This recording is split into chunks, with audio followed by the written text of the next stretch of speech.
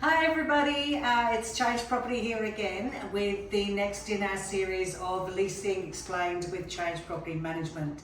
So I understand today, Kimberly, we're going to be looking more in depth into the changes to the new legislation in New South Wales. Correct, yes. So with the new legislation, there are two components that are already in play, and they are no rent increases for 12 months on an existing tenancy. Now, Yes. can I ask you a question You about can. that? Yes, you can. Great. So I'm a landlord. Yep. And I've got a tenant in my property. I've signed a 6-month lease with a tenant.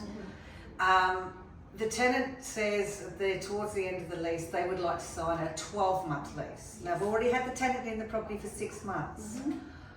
I want to make sure if I'm signing a 12-month lease with the tenant, I want to make sure that I don't miss out on the market, like I'm behind in my rent. Okay. What can we do? Two options, which are really quite simple. You do a 6-month lease and reassess the market towards the end of that first 6 months, and then we can be market rent. We can be market rent for the following 12 months. Or do a 12-month lease, but 6 months into it, we already have a rent increase applied. So on such and such a date, 6 months into that 12-month lease, there'll be a rent increase, and it's written into the document. So I'm covered, You're covered. whichever way. So if the tenant, if I can't make sure what the market rent is inside a 6-month lease, I can still cover myself. Yes. By having a rent increase written into the next agreement. You can. Yeah. Awesome. Thank you very much for that. That's all right. That's okay. The other change is that you can't charge a tenant for any tenancy checks.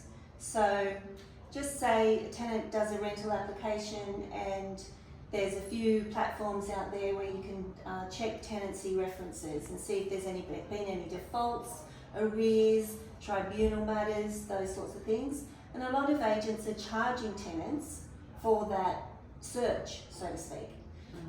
We don't, but a lot of agents do. And so now you cannot charge a tenant for a tenancy check. So if an agency may have 4 or 5, 6 or 7 applications on a property, and they're going to check them out to see who's the best applicant for the property. So they're charging each of those tenants to do the checks. Yes, they are. Yeah. So it's a lot of money. It can add up to a lot of money that the agent receives. But then the agents are sometimes paying annual fees to get access to that platform. To the platforms, So, but well, that's good news for the tenants. good news for the tenant. Yeah, they don't have to pay if that the anymore. agent does their job and does their due diligence, they check the tenant out thoroughly anyway. And the ideal way to do that is to meet your proposed tenant in person, on site, and get to know who you're dealing with.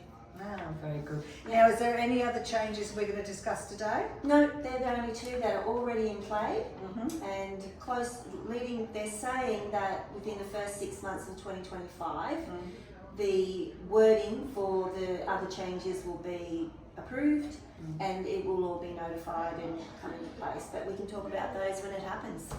Yeah, we'll certainly do a video on that when the new changes come in. So goodbye till next month, and we'll bring you another topic next month. But if you have any questions, or you can email us or give Kimberly a call on 0411 600 901. Till next time, bye. Thanks, guys. Bye.